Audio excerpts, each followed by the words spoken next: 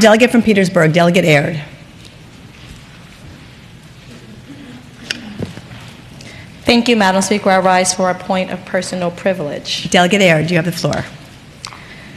Thank you, Madam Speaker. Madam Speaker and ladies and gentlemen of the House, allow me to add my voice to the chorus of members with great concern about what we are about to do as it pertains to the redistricting constitutional amendment. I don't rise to speak to the mechanics of the legislation, as that's been done. I don't rise to speak to the constitutional elements of the amendment, as that has been done. And I don't rise to attempt to shame you about your position, because that's also definitely been done. But Madam Speaker, what I do rise to offer is one final perspective that you may or may not care about, but when it's all said and done, you cannot claim to be unaware or oblivious. And that perspective is the devaluation of the Black voices in this chamber and the deepening damage that will ensue after we conduct the vote on the redistricting constitutional amendment. And let me explain to you what I mean. Madam Speaker, last week I was having what I consider to be a pretty normal conversation with someone I believe I know well, another member of this chamber, just casually about this legislative session. And at some juncture in the discussion, the member said to me, you know, I think I have an idea of your moral compass and what you care about, but I honestly don't know what you fight for. How long have you been in this body, they ask? I say, well, about 5 years. Well, I honestly don't know what you fight for.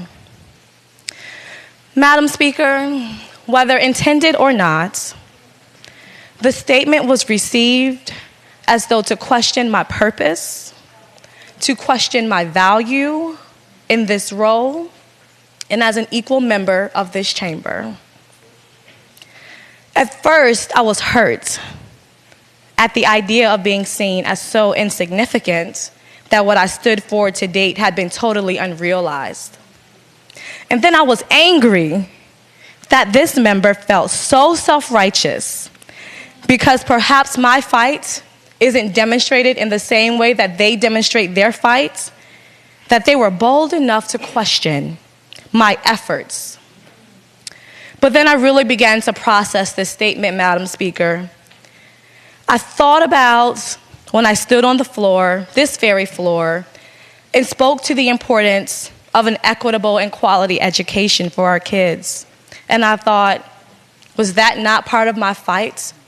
Was I not seen? I thought about all that I've been doing as it pertains to various policies that I've carried and raised to raise awareness about Black mothers and their children that are dying in Virginia at unfathomable rates. Was this not part of my fight? Was I not heard? I even thought back to 2 years ago when I teamed up with the gentleman from Tazewell in collaboration for disadvantaged communities in two very opposite ends of the Commonwealth. Was this not part of my fight? And Madam Speaker, I recall the countless conversations that I've had with members of this body in private, agency heads, members of the appropriation staff, to try and influence effectively, albeit quietly, the direction that we are taking.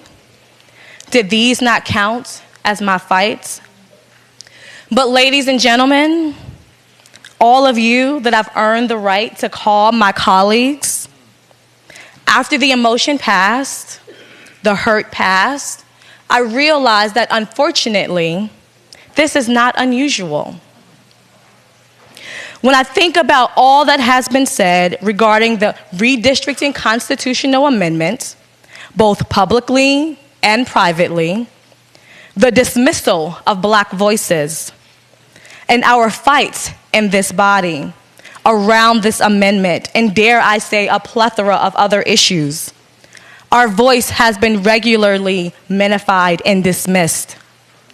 In 2019, members of the Virginia Legislative Black Caucus passionately stood on this floor to plead for votes against the resolution and offered an abundance of caution about what this amendment would do to the involvement of minorities in the process and the representation of minority districts. Yet in 2020, it was like these members had never even spoke. When it was time to discuss the amendment, even my Democratic colleagues looked astonished when the same points were raised a year before.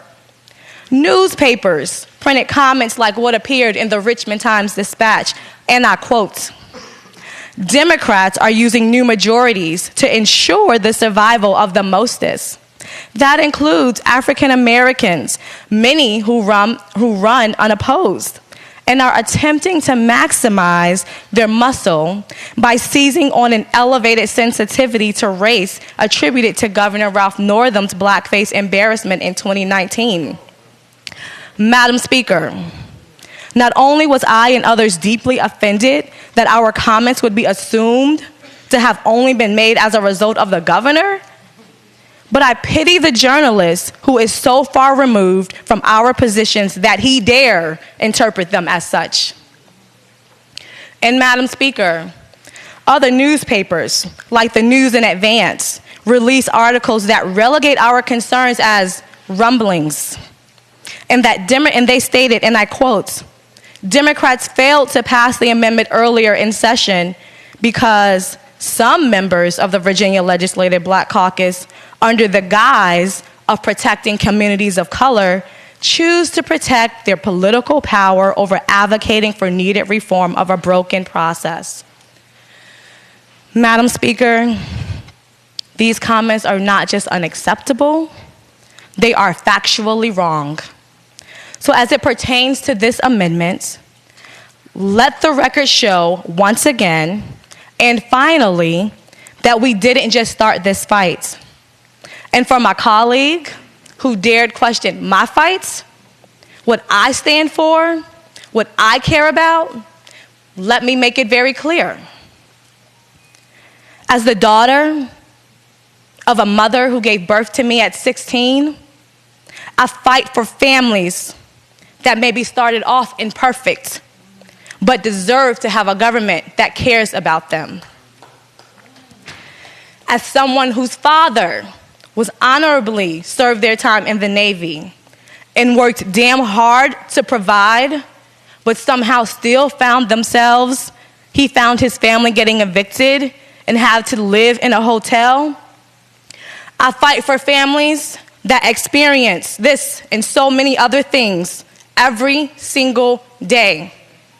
And they deserve to have a policymaker around the table and in this chamber that has an experience like their own.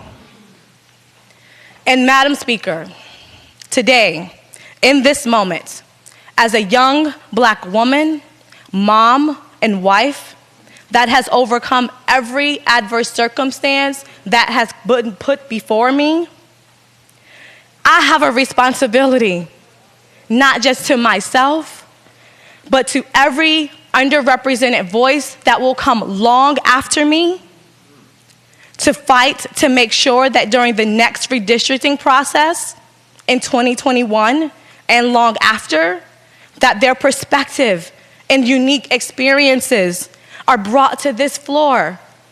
Unfortunately, only by members of the Virginia Legislative Black Caucus, but by everyone. And that they are taken seriously and given full consideration.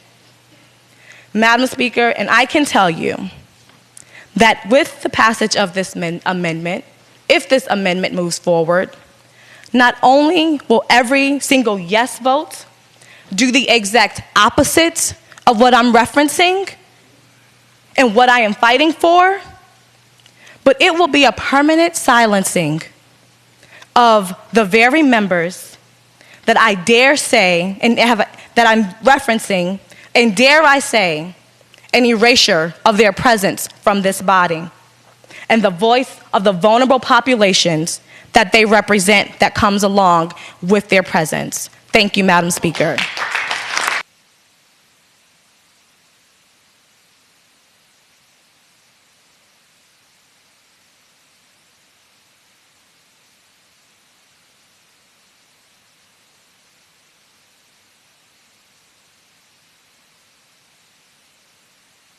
The delegate from Scott, Delegate Kilgore. Madam Speaker, point of personal privilege. Delegate Scott, you have the floor. Madam Speaker, Delegate Kilgore. Today we, in the House, we are celebrating a big birthday from the gentleman from Washington. He is the Big Four